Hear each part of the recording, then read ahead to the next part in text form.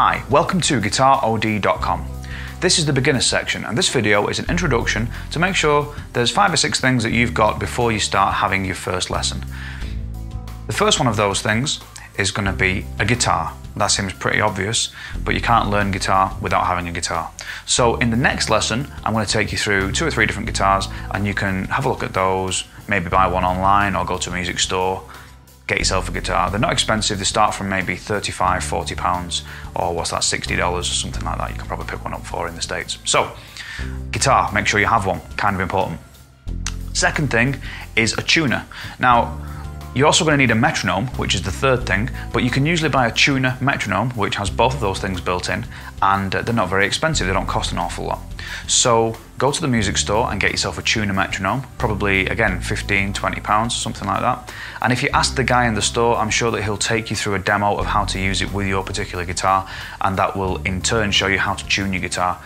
I could show you with my guitar tuner, but if yours is different, you'll become a little bit confused. So you're going to need to buy one, so you can kind of kill 2 birds with one stone, buy the tuner and get the metronome and get the guy in the store to give you a demo. So then you'll know how to tune your instrument. If not, there is a tuning video coming pretty soon, but I'd buy a tuner to begin with, to be honest with you. Okay, so we've got the guitar, we've got the tuner, we've got the metronome. Okay, those are the first 3 things out of the way. The next thing that you're going to need is a plectrum. Now, a plectrum is a small piece of plastic, as you can see here. I've got a little red plectrum, and this is what we use to strum the strings with instead of using our fingernails or instead of using the sides of our fingers, because plectrums don't really wear out. I've had this plectrum for probably a couple of years. I have a collection, a box of plectrums, and they don't really wear out, to be honest with you. They last for ages.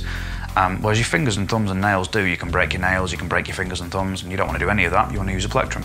So you buy yourself, while you're at the store, getting your tuner and maybe your guitar, you get yourself a collection of plectrums, maybe half a dozen, thin, thick, large, small. I use quite small sized plectrums, these aren't that big, and they're quite thick, they're about 1 millimeter thick, they're quite a sturdy hard pick. They're called a Jazz 3 by Jim Dunlop, and I'm not affiliated with Jim Dunlop in any way, incidentally. I just really like their plectrums. They're really, they're quite a standard pick. Most rock guitar players tend to use them. They have quite a nice feel, and they're just the right size to go behind your thumb and have just the right amount of plectrum stuck out either side. So how you hold your plectrum is very, very important. If you put your thumb, so as you're looking at your thumb's at 12 o'clock, pointing straight up like 12 o'clock on a clock, the tip of the plectrum wants to stick out at 9 o'clock behind your thumb. So if I turn my hand around so you can see how I'm holding the plectrum there, the tip of the little red plectrum is just stuck out to the left at about 9 o'clock. There's approximately 1 or 2 millimeters of plectrum stuck out, and I'm holding the pick between my thumb and the tip of my index finger. That's your pointing doorbell ringing finger. Okay, that's the idea. So the tip of the finger on the back there, and the thumb's pointing straight at 12 o'clock with the pick coming out at 9 o'clock. And this way, when you put your thumb parallel to the strings like this, the pick will just stick out the side and then brush the strings. Wasn't a very nice sound, let's put a... Brush the strings, and that's where you get your sound from. So you'll see me strumming in the coming videos, and I'm strumming with a plectrum. I'm using one of these plectrums, and I'm using that particular technique. You'll see I brush my hand like this. There's no finger sticking out, there's no bending here or anywhere. It's just a nice parallel action straight across the strings, and that's where we get the sound from with the plectrum. So you've got your guitar, you've got your tuner, you've got your metronome, you've got your plectrum. Another thing to get would be a spare set of strings. There's nothing more irritating than sitting down for a practice section and breaking a string and then having to stop. Spare set of strings for an acoustic, classical or electric guitar is going to be about £6, which really isn't an awful lot of money at all. And once again, if you give the guy at the store, have a word with him, he might show you how to fit one of the strings while you're there, which will save you some time. It's quite obvious, really, when you look at the way the guitar's strung. If you look at how the string goes on your guitar that you have before you take it, before you take another one off, then you can just repeat that procedure to restring if you do break one. But again, have a chat with the guy at the music store. He may well help you out there and show you how to put a string on.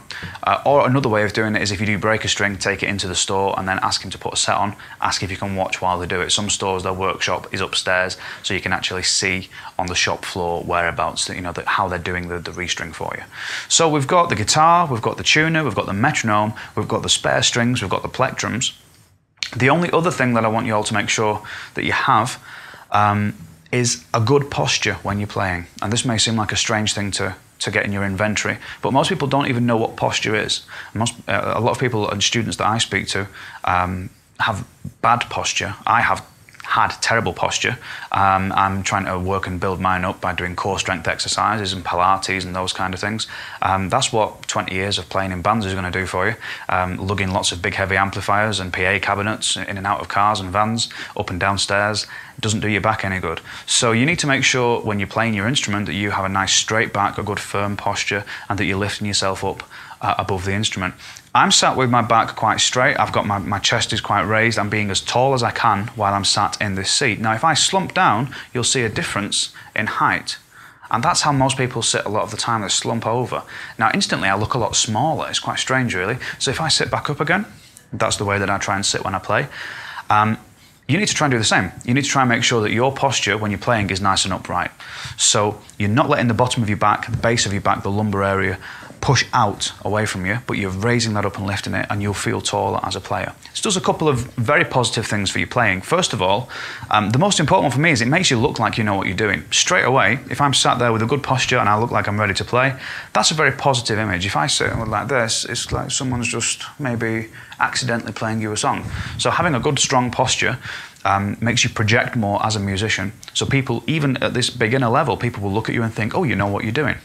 The second thing that it does, it raises you above your instrument, so you can see clear across the strings, you can see across the strings in this direction, and you're just a little bit higher up, so you can survey more of what's going on. With a slumped posture, your head's a little bit closer to the instrument, and everything's a little bit more of a panic. So you can get a little bit of distance when you've got a good posture. You can see what's going on with your left hand, with your right hand, you can see across the strings clearly, and again, you look like you're ready to play and know what you're doing. I'm currently sat on a stool. I have my left foot is on the floor and my right foot is on the little rung that's on the stool to just lift it up a little bit.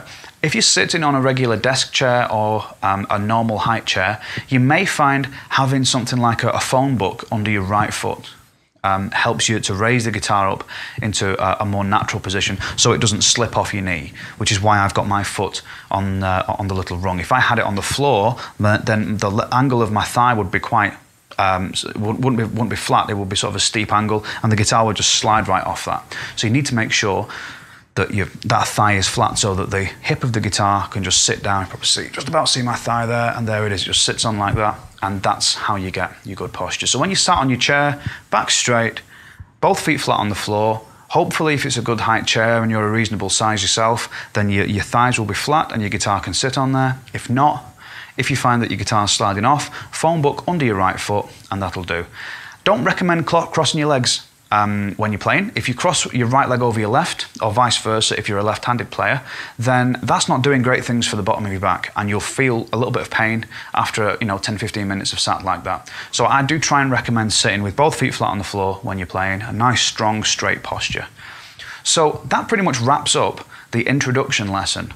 We've got nearly everything that we need there. Just going through that checklist again. The first thing you're going to need, obviously, is your guitar. So go and buy a guitar. The next video, the first video will show you 2 or 3, so you can maybe make a choice from there. Or you can go into a store and have the store guy show you a few different ones.